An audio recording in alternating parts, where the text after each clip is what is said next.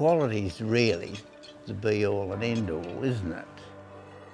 We buy cheaper goods, but they don't last. Quality is the most important thing because quality lasts. Quality's there forever.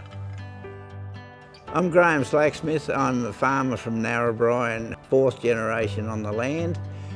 I got my first Faber toolbox as an experiment really, because I'd had a lot of toolboxes over the time and they all get bent and broken and the hinges don't work, and so I just thought I'd buy a solid toolbox to see how it lasted, and that was 25 years ago. It's still as good as the day I bought it. In another 25 years' time it'll be around with one of my grandsons. They'll have to fight it out who gets it, but it will still be around for sure.